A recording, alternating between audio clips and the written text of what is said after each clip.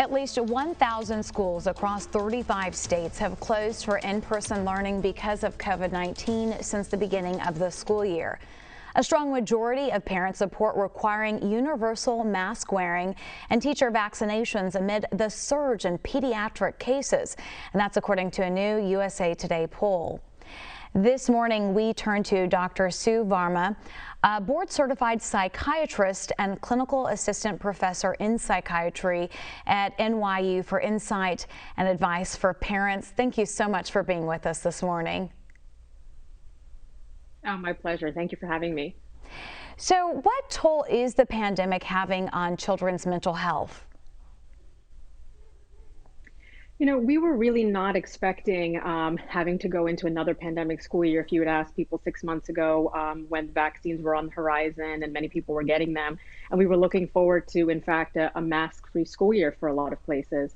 And that's simply not the case. And I think, you know, children really like to have a sense of what is going on. They like to be prepared, but they also like to be kept in the conversation when things change, because kids really are far more resilient than we give them credit for. So even though we might have gone in with, you know, one sort of thinking that things are going to be better and improved, I think that, like, as long as we can keep the communication open, we're not going to see some of the distress. But of course, we know that there are some kids that are more vulnerable, that will have mental health issues like anxiety, separation anxiety. They don't want to go to school. They're having tummy aches. They're having trouble sleeping at night. They're getting more sort of closer or regressing in some ways. They're very clingy. So there's certain signs to watch out for depending on what age group you're talking about. And I think that's such a good point. Children are oftentimes so much more resilient even than adults. I think some adults seem to struggle with wearing masks more than our kids did. But for children who are returning back to remote learning after only being in the classroom for a few days this school year, how could that affect their mental health? Yeah, so you know, one of the biggest things that we've lost are all the that the infrastructure of schools provides. One is peer support. You know, at a certain age, if you're talking about a kid who's like 8, 9 years old, you know, they very much, in addition to their parents, also get a lot from their teachers. They get a lot of structural support. They get discipline.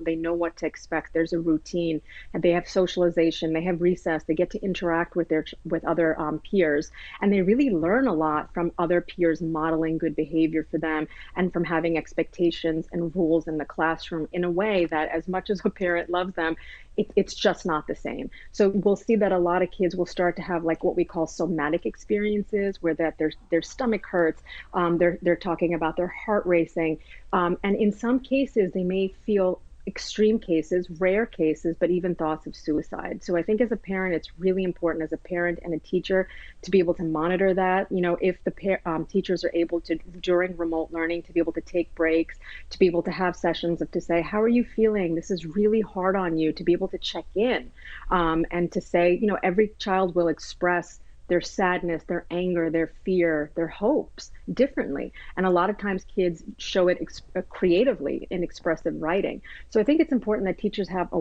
wide variety of outlets and tools and resources.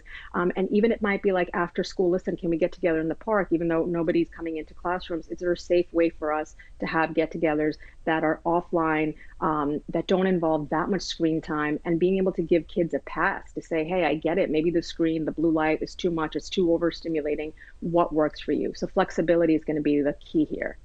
Some great advice. We know a Central Texas school district closed its schools for a few days after 2 teachers died of COVID-19. So how can parents support their children dealing with this type of grieving? You know, one of the biggest fears that children have is of losing people. So they're inundated with information. There's 24-hour access to media, and we're being bombarded with information. And this is a child's worst fear. Mom, dad, are something going to happen to you? We know that a lot of children have been left alone because their parents have gotten ill, or some parents have gotten sick and died, and now teachers. So I think that we really need to, you know, mobilize and recruit some of this anger, some of this upset, and some of this frustration and helplessness to say, what can we do? I know that there's a lot of politics around this right now, but it's very simple. We know the facts, we know the science, we know what we need to do, and wear masks. So if children are able to get some of those resources into activism, into, signing petitions to say, listen, we need to make this mandatory, masks mandatory in the school. What can we do? I think that channeling, what we call sublimation, healthy promotion of otherwise feelings that are just like sitting there and we don't know what to do with them, put them to good use is my point. And maybe that's not in the form of activism. For some kids, if they're too young or they don't have it in them right now, that's totally fine. Is there some sort of creative way, even if it's writing a letter? But grieving, we want to be careful. Grieving is normal.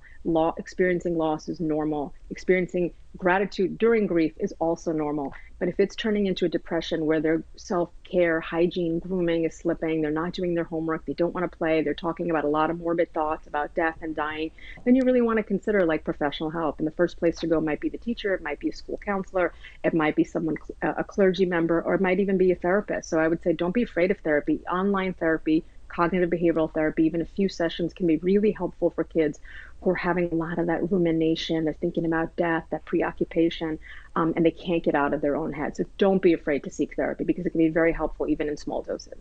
Dr. Sue Varma, some really great advice. Thank you so much for starting your day with us.